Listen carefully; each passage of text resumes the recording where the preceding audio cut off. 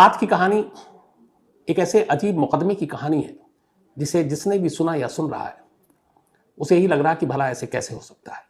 ये एक ऐसे मुकदमे की कहानी है जो एक माँ पिछले करीब 7 वर्षों से लड़ रही है।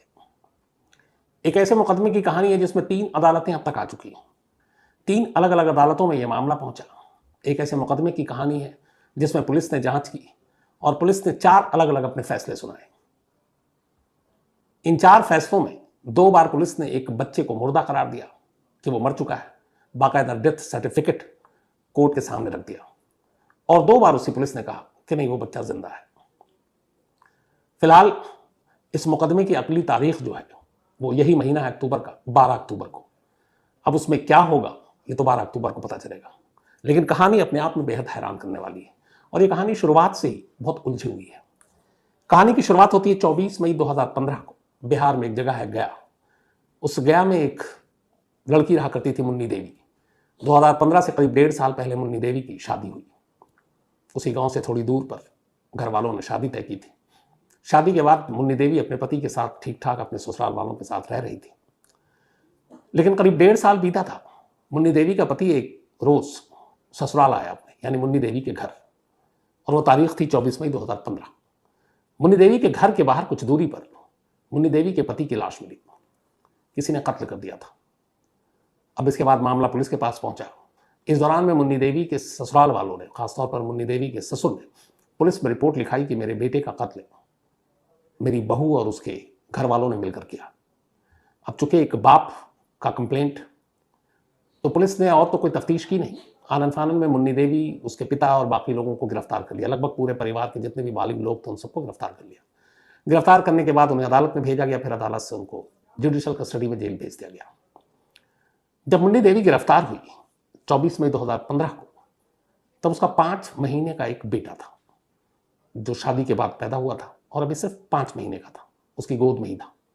लेकिन अब मुन्नी देवी गिरफ्तार हो गई और चूंकि बच्चे ने तो कोई जुर्म किया नहीं, तो अब एक बच्चे को उसकी माँ की गोद से अलग कर दिया जाता है, क्योंकि कानून में बहुत सारी चीजें हैं। अब वो बच्चा अपनी माँ के साथ जेल में नहीं रह सकता था, ना पुलिस स्टेशन में रह सकता था। लिहाजा पुलिस ने 5 महीने के उस बच्चे को मुन्नी देवी से अलग कर, और चूंकि मुन्नी देवी का पूरा परिवार, माँ बाप भाई, इन लोगों को भी गिरफ्तार कर लिया गया था, तो उस बच्चे को मुन्नी देवी के ससुर यानी बच्चे के दादा दादी के हवाले कर दिया गया। अब बच्चा अपने दादा दादी के पास है, उसकी माँ यानी मुन्नी देवी जेल जा चुकी है। अब वहां जाने के बाद अदालत की कार्रवाई शुरू होती है। मुन्नी देवी कई बार जमानत के लिए अर्जी डालती है, कहती है कि मुझे मेरे ससुराल वालों ने फंसाया, इस कत्ल से मेरा कोई लेना देना नहीं, और ऐसा कोई डायरेक्ट सबूत या एविडेंस भी नहीं था जिससे मुन्नी देवी के ऊपर एक पुख्ता केस तैयार हो सकता था। लेकिन कत्ल का मामला था, जमानत मिली नहीं। मुन्नी देवी ने इसके बाद लोअर कोर्ट से जब जमानत नहीं मिली तो पटना हाईकोर्ट पहुंची।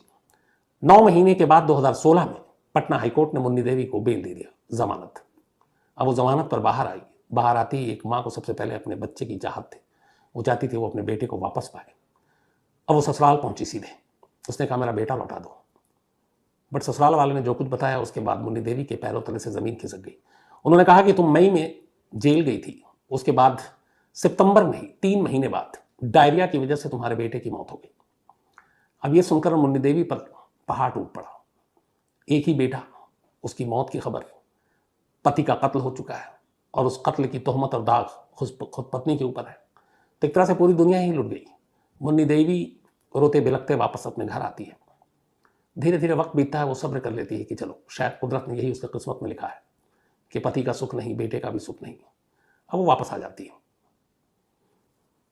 15 के बाद अब लगभग 2 साल हो जाते हैं। 2017 आ जाता है। इसी दौरान मुन्नी देवी को अपने उसके जहाँ ससुराल में रहती थी वहाँ कुछ आस पड़ोस के लोग थे जो उसके हमदर्द थे और जिन्हें भी लगता था कि मुन्नी देवी इतनी सीधी सादी है कि अपने पति का कत्ल नहीं कर सकती। तो उन कुछ पड़ोसियों से उसे खबर मिली, क्योंकि ज़्यादा दूर था नहीं गांव ससुराल और मायके में, कि तुम्हारे ससुराल में एक बच्चा है जिसकी उम्र लगभग वही होती है अगर तुम्हारा बेटा जिंदा होता। शक्ल सूरत भी लगभग तुम लोगों पर गई है और उसके हंसने खेलने रोने की आवाज़ आती है। अब मुन्नी देवी को लगा कि शायद उनके परिवार में किसी का बच्चा आया होगा, लेकिन पड़ोसियों ने कई बार कहा कि हमने उसे खेलते देखा है। एक रोज़ रहा नहीं गया और मुन्नी देवी, चूंकि वो यकीन कर बैठी थी कि उसके बेटे की मौत हो चुकी है, वो अपने ससुराल पहुंचती है और चुपचाप कहीं छुप कर उस बच्चे को देख लेती है। बच्चे को देखते ही एक माँ का दिल कहता है कि ये उसी का बेटा है। शक्ल सूरत भी थोड़ी बहुत मिल रही थी, माँ बाप पे गई थी। मुन्नी देवी से रहा नहीं जाता। वो अपने सास ससुर से कहती है कि ये बेटा मेरा है, बट वो मना कर देते हैं, कहते नहीं हमारे रिश्तेदार का। वो ये भी नहीं बता पाते हैं कि किसका है। और लगभग उम्र भाई जो मुन्नी देवी 5 महीने का जब सौंप कर गई थी, और ये 2017 है, लगभग 2 साल 2.5 साल का वो बच्चा था। और मुन्नी देवी का बच्चा होता तो इसी उम्र का होता। मुन्नी देवी को यकीन हो गया कि ये बेटा उसका है, ससुराल वाले से झूठ बोल रहे हैं। इसी के बाद अब मुन्नी देवी पुलिस के पास पहुंचती है और पुलिस में जाकर रिपोर्ट लिखाती है अपने बच्चे की किडनैपिंग की, कि मेरा बेटा है, उसको किडनैप कर लिया मेरे ससुराल वालों ने, सब ने मिलकर उसको रखा हुआ है। पुलिस मुकदमा तो दर्ज करती है लेकिन गिरफ्तार नहीं करती किसी को। इसके बाद अब मुन्नी देवी अदालत पहुंच जाती है। वहां जाकर अदालत में वो एक अर्जी लगाती है कि मेरे बेटे को जबरन मेरे ससुराल वालों ने कब्जा कर रखा हुआ है। अब जब ये बात आई तो अदालत ने पुलिस से कहा कि इस मामले की जांच करो। पुलिस की टीम ने, एक सब इंस्पेक्टर था, उसको जांच सौंपा गया। उसने जांच की, घर पहुंचा, पड़ोसियों से बात की। तो जब पड़ोसियों से बात की तो उसके बाद उसने अपनी रिपोर्ट अदालत में दी। उसने कहा कि कुछ लोग हैं जो कहते हैं कि वो बच्चा मर चुका है, लेकिन कुछ पड़ोसी और जो बाकी लोग हैं गांव के, वो कह रहे हैं कि नहीं, ये बच्चा जिंदा है और यही है, लेकिन हमारे पास पुख्ता सबूत नहीं है। अब यहाँ मुन्नी देवी को एक आस जगी कि शायद कुछ लोग जो कह रहे हैं जिंदा है तो उससे मामला उसके हक में जाएगा। लेकिन इसी बीच में अब पुलिस अफसर बदल गया, जांच अधिकारी बदल गया, दूसरा जांच अधिकारी आया। अदालत ने कहा पुख्ता रिपोर्ट दो। उसने कुछ दिन के बाद अदालत में जाकर रिपोर्ट दी और कहा कि मुन्नी देवी का वो बेटा नहीं है, वो मर चुका है, ये कोई और है। और उसके बच्चे की डेथ सर्टिफिकेट बाकायदा अदालत में जमा कर दी। अब जो वो डेथ सर्टिफिकेट था उसको देखा गया, वो पटना म्युनिसिपल कॉर्पोरेशन का डेथ सर्टिफिकेट, जन्म और मृत्यु प्रमाण पत्र जो जारी करते हैं, तो उसी संस्था ने जारी किया था। इसके अलावा डेथ सर्टिफिकेट के साथ उस गांव के पंचायत का वो जो पेपर होता है उसके मृत्यु प्रमाण पत्र का, वो भी साथ में लगा दिया गया। अब जब कोर्ट के सामने एक बच्चे की डेथ सर्टिफिकेट को जमा किया गया तो फिर शक की कोई गुंजाइश नहीं थी। अदालत ने कहा कि मुन्नी देवी आपका केस गलत है, आपका बच्चा वो नहीं है, वो मर चुका है, ये डेथ सर्टिफिकेट है, इसलिए इस केस को यहीं खत्म करना है। अब यहां पर इस एक मुकदमे में एक बार एक पुलिस अफसर ने बच्चे को जिंदा माना पड़ोसियों के हिसाब से, दूसरे पुलिस अफसर ने उसको मुर्दा माना और डेथ सर्टिफिकेट कोर्ट में जमा कर दिया। केस खत्म हो गया। लेकिन मुन्नी देवी हारी नहीं। अब इसके बाद वो फैमिली कोर्ट में पहुंची। फैमिली कोर्ट में जाने के बाद उसने कहा कि मेरा बच्चा जिंदा है और मुझे लौटाया जाए। अब फैमिली कोर्ट के पास, ये बात 2019 की है, 17 में पहली बार उसने मुकदमा किया। लगभग अब 2 साल बीत गए। इन 2 सालों में अब करीब बच्चा जो है 4 साल का हो चुका है। फैमिली कोर्ट के पास बहुत ही लिमिटेड पावर होते हैं, बाकी कोर्ट के मुकाबले नहीं होते हैं। तो अब फैमिली कोर्ट में गए, वहां पे फैमिली कोर्ट ने ऑर्डर दिया पुलिस को कि अपनी जांच कीजिए और हमें रिपोर्ट दीजिए। एसएसपी की तरफ से वहां पे एक इंस्पेक्टर को लगाया गया कि आप इसकी इन्वेस्टिगेशन करो। अब एसएसपी ने अपनी रिपोर्ट इंस्पेक्टर के जरिए अदालत में पहुंचाया। तो उसने अपने रिपोर्ट में दिया कि ये बच्चा मर चुका है और ये इसका डेथ सर्टिफिकेट है जो हमने इससे पहले भी कोर्ट में जमा किया है, और साथ ही जो मुखिया जी हैं, गांव के सरपंच हैं, उनका भी ये मृत्यु प्रमाण पत्र है। तो इसलिए इसमें कोई गुंजाइश बचती नहीं है। और फैमिली कोर्ट के पास भी जब डेथ सर्टिफिकेट आया तो फैमिली कोर्ट ने कहा कि इसमें शक की कोई गुंजाइश नहीं है, इसलिए इस केस को वो आगे नहीं बढ़ सकते।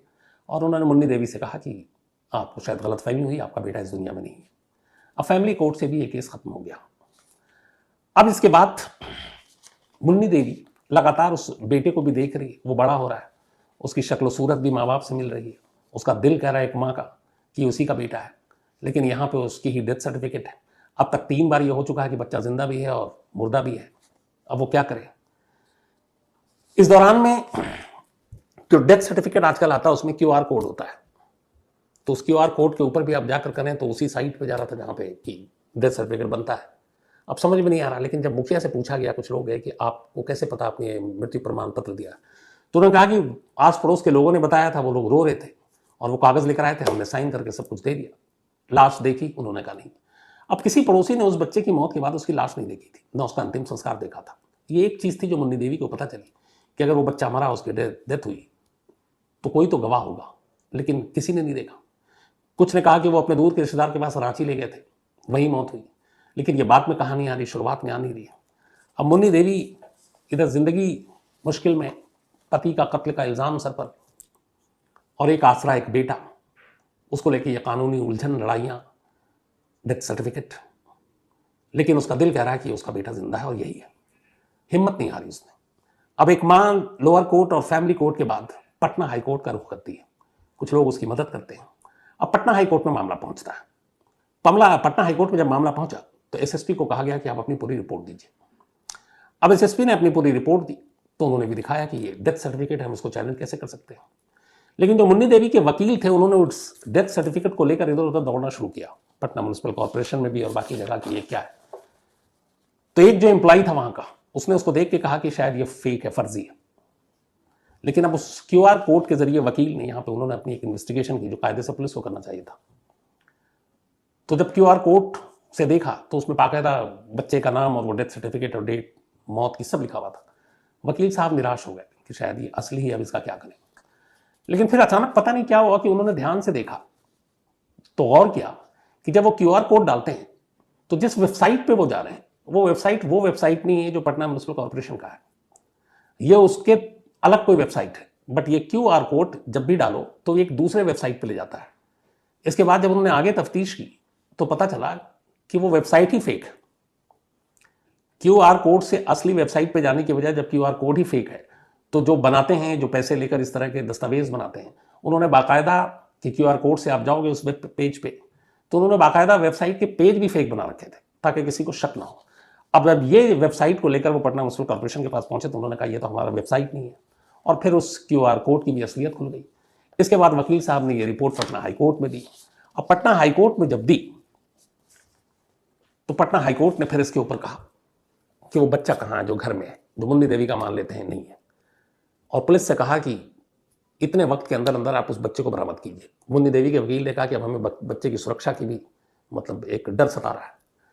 पटना हाईकोर्ट के कहने पर उस बच्चे को बरामद किया गया, उसको गया कि एक बाल विकास या चाइल्ड वेलफेयर होम में ले जाकर रखा गया, अदालत को बताया गया और अब वो बच्चा बरामद हुआ है। उस बच्चे की उम्र इस वक्त करीब 7 साल हो गई है।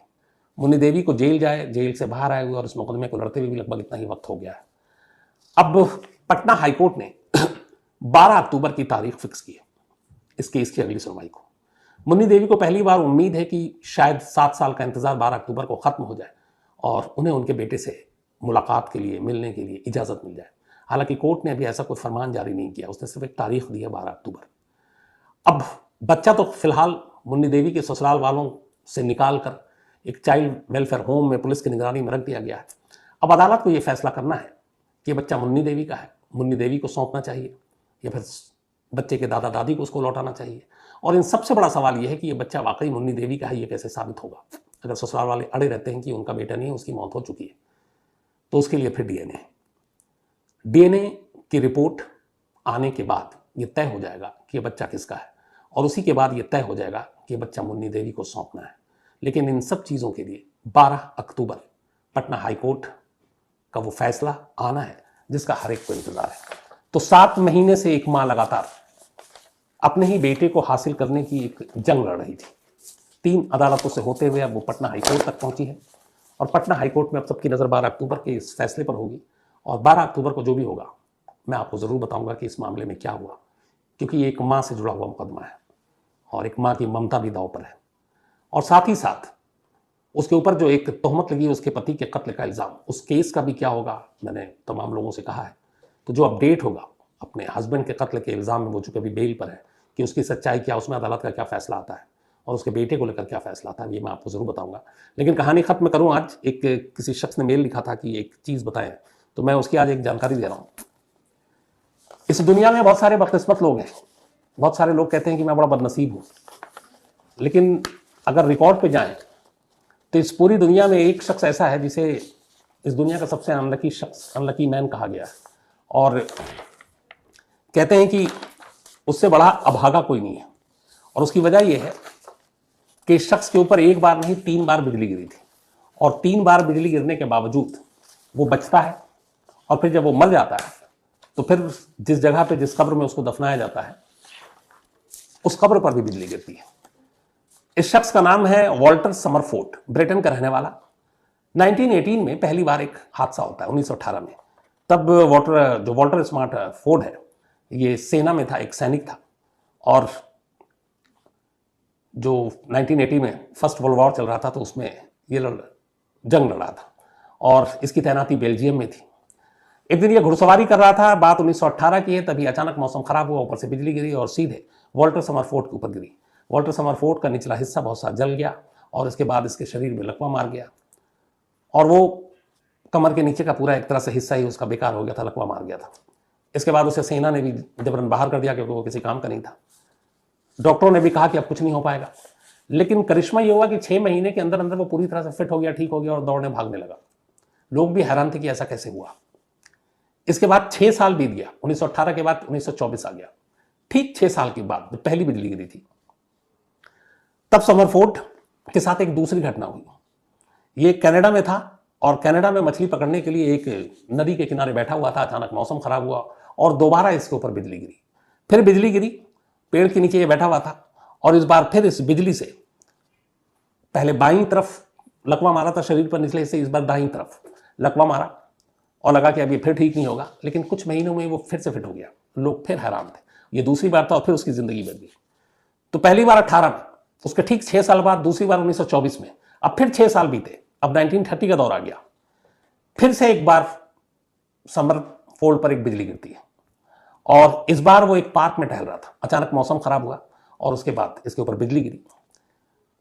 बिजली गिरने के बाद वो फिर बीमार पड़ा, शरीर के कुछ हिस्सों ने काम करना बंद कर दिया, लेकिन धीरे धीरे ठीक होने लगा। लेकिन फिर इस बिजली गिरने के 2 साल के बाद 1932 में बिजली गिरी थी, बल्कि 1930 में, 1932 में समरफोर्ड की मौत हो गई। तीसरी बार जब बिजली गिरी उसके ठीक 2 साल के बाद मौत हो गई। 1932 में अब समरफोर्ड को दफना दिया गया कनाडा के ही वैंकूवर इलाके में। 6 साल फिर बीत गए। अब 32 थे, जब 1930 में बिजली गिरी थी उसके 6 साल के बाद 1936 का दौर आया। जिस जगह पे दफनाया गया था समरफोर्ड को, उस कब्र के ऊपर उसका नाम भी लिखा हुआ था। इत्तेफाक से ठीक 6 साल के बाद चौथी बार फिर बिजली गिरती है और इस बार उसके कब्र पर गिरती है। जो कब्र के ऊपर तमाम पत्थर थे, उसके नाम गुदा हुआ था, वो सारा टूट जाता है। तो जिंदगी भर जब वो रहा 6-6 साल करके 3 बार, 18 साल में 3 बार उसके ऊपर बिजली गिरी। और जब वो मर गया, जब वो जिंदा नहीं है, तो मरने के बाद भी बिजली ने पीछा नहीं छोड़ा और चौथी बार फिर उसके कब्र पर बिजली गिरी। तो इसी के बाद ये कहा गया कि शायद वॉल्टर समरफोर्ड इस दुनिया का सबसे बदकिस्मत इंसान है। एक काइंड ऑफ फैमिली मेंबर ने कहा था कि इसकी डिटेल देने के लिए, तो ये थी वो पूरी कहानी। और वाकई अजीब कहानी है कि 1, 2, 3 और फिर 4, लेकिन कमाल देखिए कि हर बार 6-6 साल में, ठीक 6 साल में। अब इसे क्या कहेंगे, इत्तेफाक कहेंगे या इसके पीछे कुछ और कहेंगे, या फिर यही कहेंगे कि वो इतना बदकिस्मत था कि बिजली जीते जी तो छोड़िए, मरने के बाद भी उसका पीछा नहीं छोड़ रही। तो इस दुनिया में ऐसी ऐसी चीज़ें भी होती रहती हैं।